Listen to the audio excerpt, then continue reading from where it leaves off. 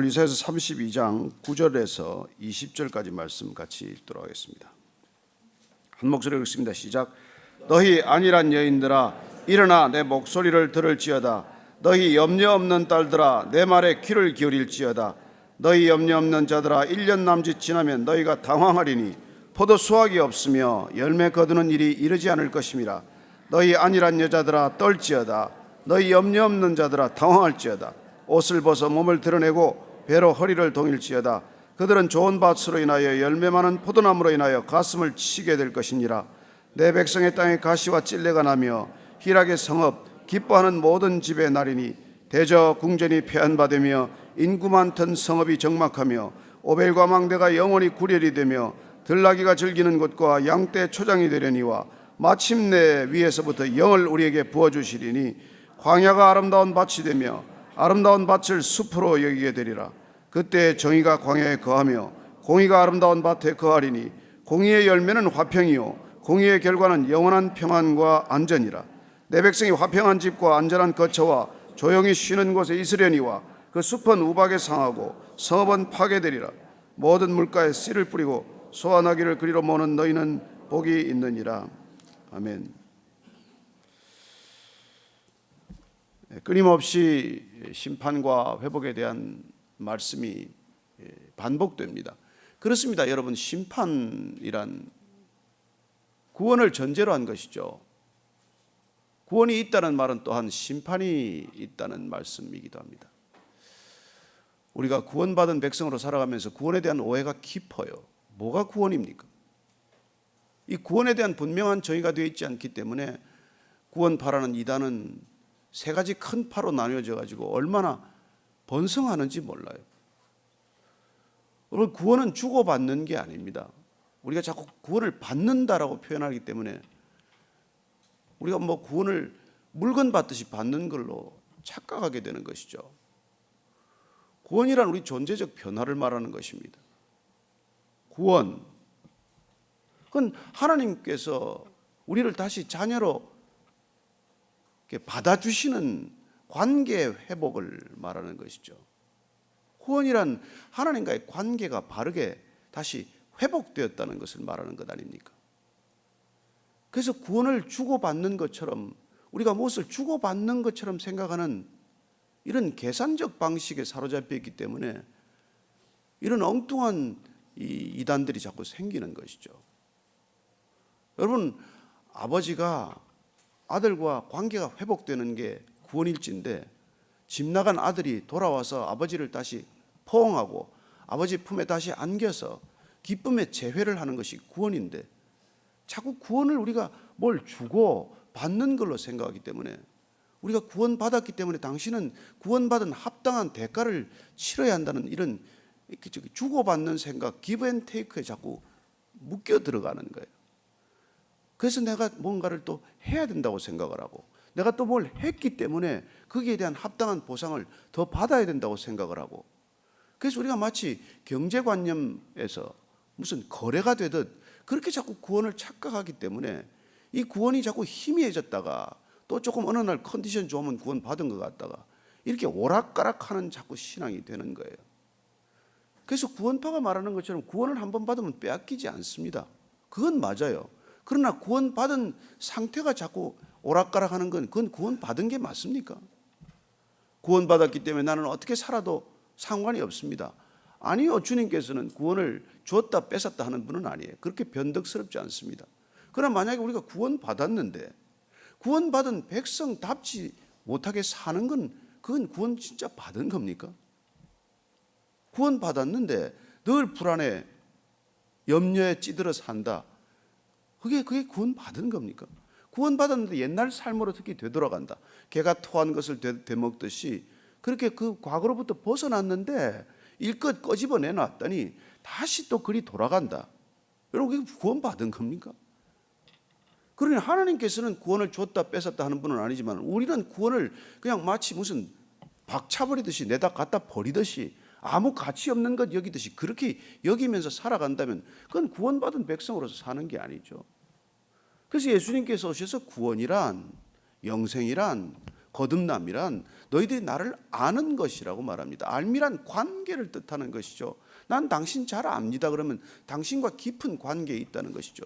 그래서 구원받은 백성들이란 하나님과의 관계가 날마다 깨달아지는 것이고, 하나님과의 관계가 날마다 깊어지는 것이고, 하나님과의 관계가 날마다 돈독해지는 것을 말하는 것입니다. 저는 여러분들이 그분과의 관계가 날마다 깊어지고 날마다 감동과 감격을 잃지 않기 때문에 이 세상 살아가는 게 다른 사람들과, 구원받지 못한 백성들과는 본질적으로 다른 삶을, 다른 질의 삶을 살게 될 줄로 믿습니다. 그게 안 되면은 그냥 퍼지는 거예요. 구원받고 퍼지는 인생. 표현이 좀 이상하긴 들릴지 모르겠지만 그냥 구원받고는 그냥 냅다 퍼지는 인생이 되는 거예요. 그게 지금 오늘 이 안이란 여인들, 이 여인들에 대한 하나님의 질책을 우리가 듣습니다. 9절 말씀 읽습니다. 시작. 너희 안이란 여인들아, 일어나 내 목소리를 들을지어다. 너희 염려 없는 딸들아, 내 말에 귀를 기울일지어다. 여러분, 염려 없다는 게 얼마나 좋습니까? 구원받으면 염려 없습니다. 그러나 잘못된 구원에 대한 착각, 이것도 염려가 없어요. 그게 구원파 아닙니까? 구원 받았는데 내가 뭐 다시 죄를 짓건 무슨 거짓말을 하건 사기를 치건 구원 받은 게 내가 뭐 어때서 뭐 그런 염려 없는 딸들이 있다는 거예요. 한번 받았기 때문에. 아니요. 그들에게 귀를 기울이라고 말합니다. 10절 11절 말씀 읽습니다. 시작. 너희 염려 없는 여자들아, 1년 남짓 지나면 너희가 당황하리니 포도 수확이 없으며 열매 거두는 일이 이르지 않을 것임이라. 너희 안이란 여자들아 떨지어다. 너희 염려 없는 자들아 당황할지어다. 옷을 벗어 몸을 드러내고 배로 허리를 동일지어다. 염려 없는 여자들아. 우리 이사야서 보면 3장에 이미 그런 여인들에 대한 사치와 방탕과 향락에 빠진 여인들에 대한 하나님의 질책이 있으셨습니다. 이사야서 3장 말씀 한번 더 찾아보시겠습니까? 3장 16절 17절에 사치와 허영과 방탕해진 여자들, 뭐 한번 읽어보십시오. 16절 17절 다시 읽습니다. 시작. 여호와께서도 말씀하시되 시온의 딸들이 교만하여 느린 목 정을 통하는 눈으로 다니며 아기작거려 걸으며 발로는 쟁쟁한 소리를 낸다 하시도다. 그러므로 주께서 시온의 딸들의 정수리에 딱지가 생기게 하시며 여호와께서 그들의 하체가 드러나게 하시리라. 보십시오. 그날에 그들이 장식한 발목고리와 머리에 망사와 반달 장식과 귀고리와 팔목고리와 얼굴 가리개와 화관과 발목 사슬과 띠와 향압과 호신부와 반지와 코고리와 예복과 겉옷과 목도리와 손주머니와 손거울과 세만포 옷과 머리 수건과 너울, 썩은 냄새가 향기를 대신하고 노끈이 띠를 대신하고. 여러분, 이렇게 끝없이 여자들의 관심이 여기에 집중되어 있다는 거예요. 그때나 지금이나. 구원을 받고도 마치 구원받은 내 인생이 하나님께서 부어지는 축복으로 이렇게 내 몸이나 장식하고 단장하고 정신없이 살아가는 것, 이걸 하나님께서 경고하셨듯이 오늘 그 여인들이 다시 등장해서 염려 없이 살아간다고 말합니다.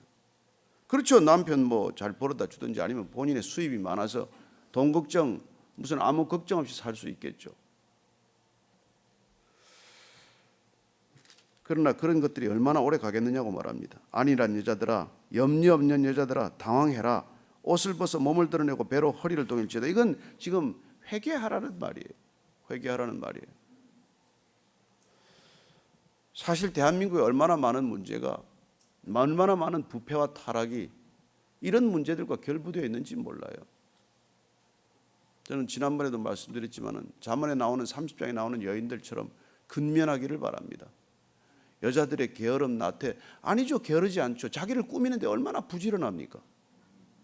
그렇게 부지런할 일이 아니라 정말 가정을 이렇게 세우는데, 무릎으로 가정을 세우는데 부지런해야 하지 않겠습니까? 그게 아니란 여자들 때문에 정말 그렇게 나라가 어려워진다고 말하는 것이죠.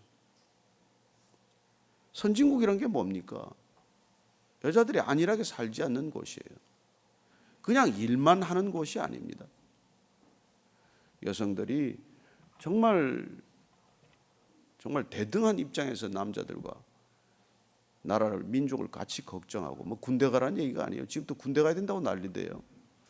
이스라엘은 보면 뭐 남자나 여자나 다 같이 군대 가서 총을 메고 예루살렘 시내를 활보하는 걸 보게 됩니다만 그런 뜻에서만 말씀드리는 게 아니라 우리가 정말 이 안일함 그리고 거짓 평안 별일이 없다고는 늘 그렇게 다니는 거. 제가 이런 얘기하니까 누가 이게 목사님 조금 그 남성적 시각이 너무 강하다고 그렇게 말하는 분이 계셨는데 여기 성경에 써 있어 그렇게 말하는 거예요. 제가 무슨 여성을 나쁘게 말하는 사람이 아닙니다. 저는 선처주의자입니다. 제가 어제 누구 들었는데 선처주의라는 게 있다고 그러더라고요. 독일인데 한국 여자하고 결혼해가지고 자기가 아내를 잘 모시기 위해서 그냥 벽에다가 선처주의, 아내를 항상 먼저 생각하는 자기가 주의를 하는데 하여튼 그렇게 사십시오. 뭐 그렇게 사는데 그렇게 선처주의가 되건 뭐 경처주의가 되건 그건 좋은데 그러나 아내들이요 이렇게 그 거짓 평안에 젖어들지 말라는 거예요. 그들은 좋은 밭으로 인하여 열매 많은 포도나무로 인하여 가슴을 치게 될 것이니라. 언젠가는 그런 것들이 가슴을 치게 된다고 말합니다. 뭐 어디선가 계산을 해놨는데 서울 상공에서 핵이 터지면 70만 명이 죽는데요. 도쿄에서 같이 터지면 150만이 죽는다는데 정말 한순간에 이게 다 허물어질 수 있는 것 아닙니까? 한순간이면 우리가 누리고 있는 이 모든 것들이 한순간이면 흔적도 없이 사라질 것들 아닙니까? 왜 깨어 있어야 합니까? 왜 우리가 기도해야 합니까?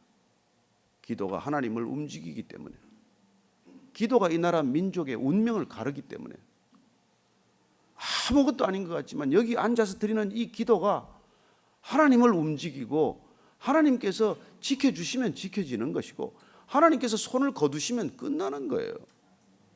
어떻게 군인만 지킵니까? 아니요. 우리가 늘 기도의 자리에 있는 까닭은 모세는 기도에 팔이 내려오지 않도록 훌과 아론을 통해서 그 팔을 들고 있었고 여호수아는 나가서 전쟁하는 거예요. 우리가 자녀들 군대 보내놓고 나면 부모들이 다 기도 안 합니까? 저도 아들 군대 있을 때는 늘 기도했는데 또 아들 제대하고 나니까 기도 안 되더라고요. 저는 혹시 여기 아들 군대가 있으면 기도 부탁하십시오. 사방에 부탁하십시오. 정말 아들의 안전은 하나님이 지켜주셔야 합니다. 군대 가서도 전쟁도 아닌데 사고사가 얼마나 많이 납니까? 저는 출타하고 있는 아들들을 위해서 여러분들 기도하시는 걸 잘 압니다. 그래서 기도 제일 많이 하는 분들은 보면은 아들이나 딸이 선교사로 갔을 때예요. 그냥 매일같이 기도합니다. 그리고 그 나라 한 번도 안 갔지만 아들과 딸이 그 선교사로 가 있는 그 땅을 놓고 매일 기도합니다. 우리가 정말 그렇게 기도할 수 있다는 것, 그게 얼마나 큰 특권이라는 걸 깨닫게 되면 정말 저는 이 자리에서 나라의 명운이 결정된다고 믿습니다. 13절 이하 15절까지 읽습니다. 시작. 내 백성의 땅에 가시와 찔레가 나며 희락의 성읍 기뻐하는 모든 집의 날이니 대저 궁전이 폐한받으며 인구 많던 성읍이 적막하며 오벨과 망대가 영원히 구렬이 되며 들나귀가 즐기는 곳과 양떼 초장이 되려니와 마침내 위에서부터 영을 우리에게 부어주시리니 광야가 아름다운 밭이 되며 아름다운 밭을 숲으로 여기게 되리라. 그렇습니다. 하나님께서 심판 또 심판 얘기를 거듭하는 까닭, 그리고 구원을 되풀이해서 말씀하시는 까닭, 그것은 궁극적인 구원을 염두에 두고 계신 분이기 때문입니다. 하나님은 최종 대책이 있는 분이십니다. 우리는 마지막 대책이 없는 사람들이에요. 우리는 그래서 마지막 대책을 가지고 계신 그분께 우리의 중심을 늘 올려드리고 비끌어매는 것이죠.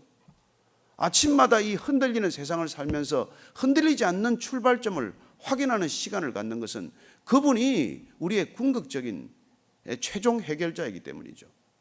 그런데 그분은 어떤 해결책을 우리에게 가지고 계십니까? 마침내 우리에게 영을 부어주실 것이라고 말씀하십니다.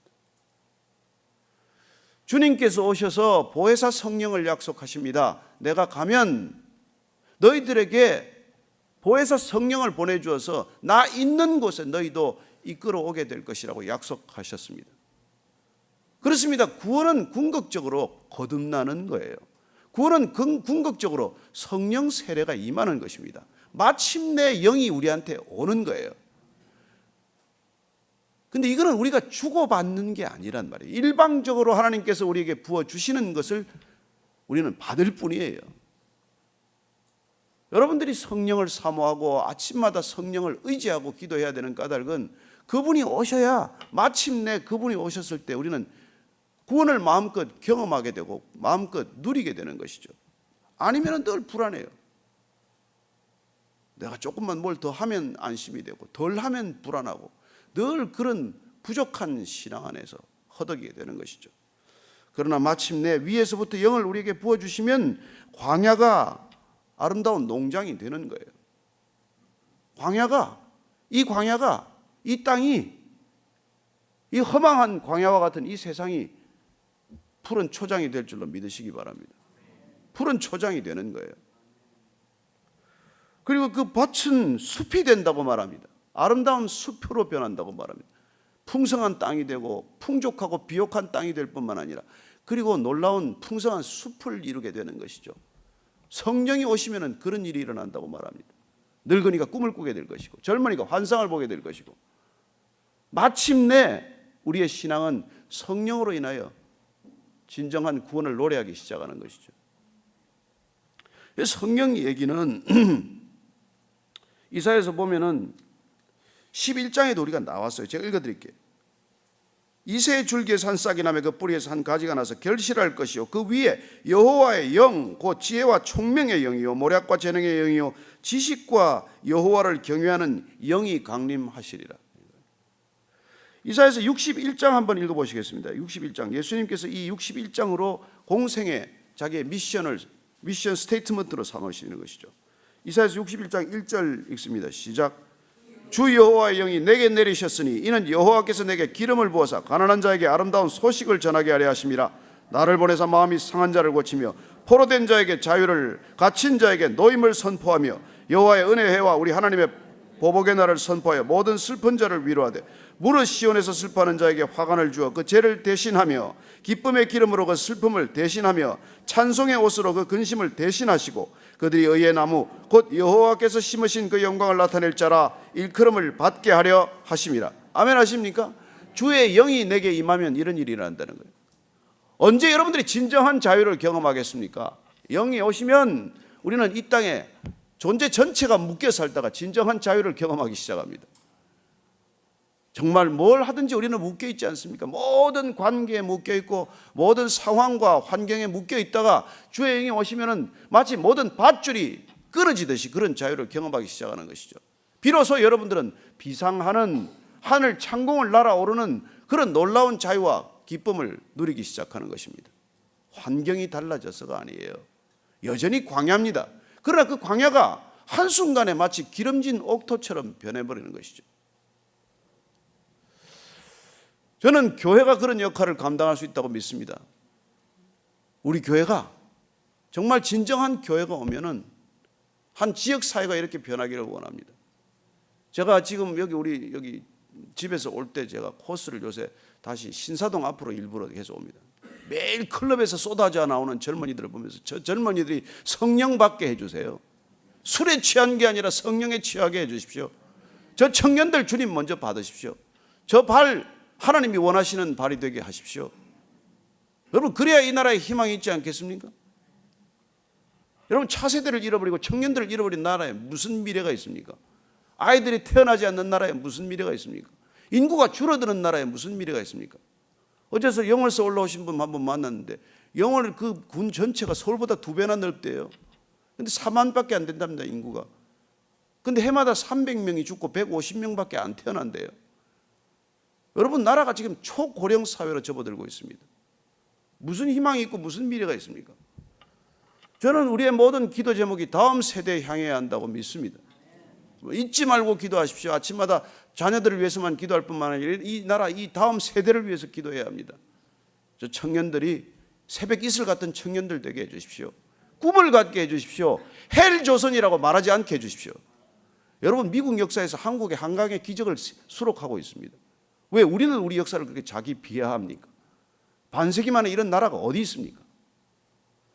그렇습니다. 우리는 우리 자신을 바로 봐야 돼요.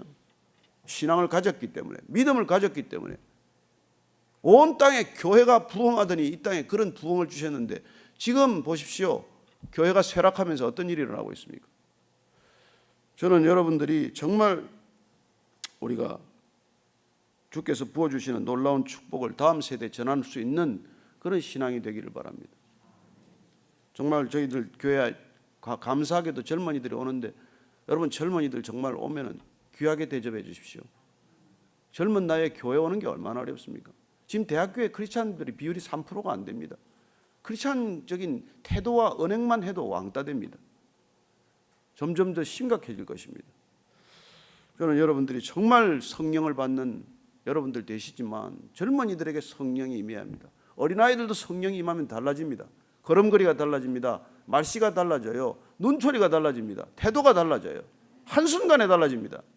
우리가 잔소리해도 안 바뀌고 교육을 시켜도 안 바뀌고 심지어 그렇게 혹독하게 다뤄도 안 바뀌지만 아이들에게도 주의 영이 임하면 한순간에 호련히 변할 줄로 믿으시기 바랍니다. 아이들을 위한 기도 제목은 하나예요. 우리 사랑하는 자녀들 성령 세례받게 해주십시오. 성령 충만하게 해주십시오. 마침내 주의 영이 임하게 해주옵소서. 이게 우리의 기도 제목이 되어야 되는 것이죠. 자, 그때 무슨 일이 일어납니까? 17절 이하입니다. 시작. 그때 정의가 광야에 거하며 공의가 아름다운 밭에 거하리니 공의의 열매는 화평이요 공의의 결과는 영원한 평안과 안전이라. 내 백성이 화평한 집과 안전한 거처와 조용히 쉬는 곳에 있으려니와 그 숲은 우박에 상하고 성읍은 파괴되리라. 모든 물가에 씨를 뿌리고 소와 나귀를 그리로 모는 너희는 복이 있느니라. 진정한 화평, 진정한 평안, 진정한 안정, 이런 게 어디 있겠어요? 진정한 정의, 진정한 공의는 어디에 있겠습니까? 법으로 가능하겠어요? 사회적 정의로 우리가 가능하겠습니까? 그렇습니다. 우리는 법과 제도로 정의를 확립하려고 하지만은 하나님께서 이 땅에 우리에게 오늘 답을 가르쳐 주십니다. 마침내 주의 영이 임하지 않고서는 공의는 불가능합니다. 인간의 공의, 인간의 정의는 누더기와 같지 않습니까? 우리는 이 세상에서 정의를 부르짖는 사람들의 불의를 잘 압니다. 목청을 높일수록 어떤 사람도 더 불의해요. 자기의 불의를 가리기 위해서 정의를 더 목소리 높여서 외칩니다. 뒤를 돌아보면 그 속을 파보면 불의가 가득한 사람들이 오히려 정의를 외칩니다. 아니요, 주의 영이 임해야 합니다. 저들에게도 주의 영이 임하게 하옵소서. 이 땅에 있는 정치하는 분들, 위정자들에게도 주의 영이 임하게 하시고 탐욕에 찌들어 있는 경제인들이 있다면 그들에게도 주의 영이 임하게 하시고 학생들을 가르치는 교사들에게도 주의 영이 임하게 하여 주옵소서. 어떻게 제자들과 이상한 관계에 들어갑니까? 부적절한 관계가 말이나 됩니까? 저는 여러분들이 어떤 부분에서 일하시든 간에 자기가 일하시는 분야를 놓고 기도할 수 있게 되기를 바랍니다. 그 분야에 성령의 바람이 불어야 합니다. 여러분들이 일하시는 곳에 성령이 임하셔야 합니다. 그때 진정한 공의, 진정한 화평, 진정한 질서, 진정한 평안이 있을 줄로 믿으시기 바랍니다. 오늘 여러분들이 일하시는 분, 몸담고 있는 분야, 그런 분야를 놓고 각자 기도했으면 좋겠습니다. 특별히 우리가 끝에는 사랑하는 자녀들을 위해서 기도하기를 원합니다. 아이들을 우리가 다 망쳐놨어요. 여러분, 아이들은 우리의 거울입니다. 아이들이 잘못된 게 아니에요. 우리가 잘못된 거죠. 아이들을 품고 기도할 때 회개하십시다. 내가 어떻게 이 아이들을 이렇게 키워놨습니다. 망쳐놨습니다. 아름다운 주의 형상, 주의 얼굴을 내가 이렇게 망쳐놨습니다. 그렇게 회개하시고 사랑하는 자녀들 가슴에 품고 그리고 다음 세대를 저희들 다시 주님께 올려드리기로 결단하는 믿음의 기도가 있게 되기를 바랍니다. 같이 기도하십시다. 하나님 아버지, 오늘도 이 아침에 주의 영이 마침내 임하여 이 땅 가운데 모든 분야에 하나님의 공의, 하나님의 정의가 강물 흐르듯 흐르게 하여 주옵소서. 하나님 아버지, 이 땅이 불의와 부정과 부패로 만연하여 정말 주님께서 인생 채찍과 막대기로 이 나라 다시 다스리고자 하는 놀라운 하나님의 경륜을 바라봅니다. 주님, 다시 한번 시간을 주옵소서. 저희들의 회개를 받아 주옵소서. 주님, 저희들이 부르짖어 기도하겠나이다.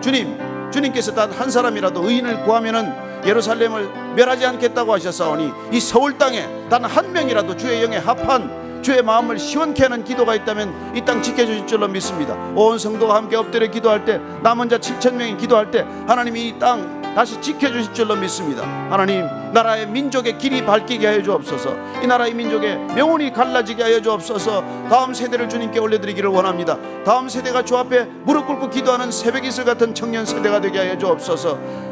클럽을 방황하지 않고 하나님 정말 음란에 치우치지 않고 정말 거룩한 저의 자녀들 될 수 있도록 주님 붙들어 주옵소서. 우리가 먼저 회개하겠습니다. 주님, 저 자녀들 주께서 받아 주옵소서. 힘들고 아픈 다음 세대가 있다면 주님 받아주시고, 주님 저들을 다시 품에 안아주시고 등을 도닥여 주시고 안심케 하여 주옵소서. 불안치 않게 하여 주옵소서. 증오심, 분노심이 그들 마음 가운데 사라지게 하여 주옵소서. 하나님 아버지, 다음 세대를 주께 올려드립니다. 주님 받으소서.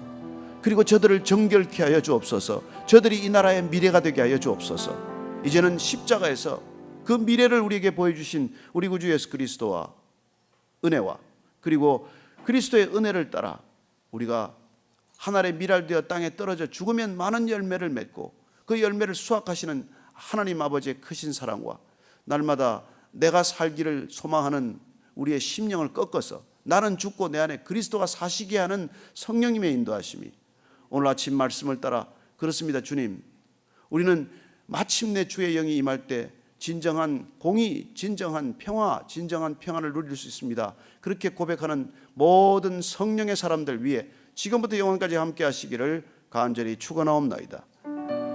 아멘.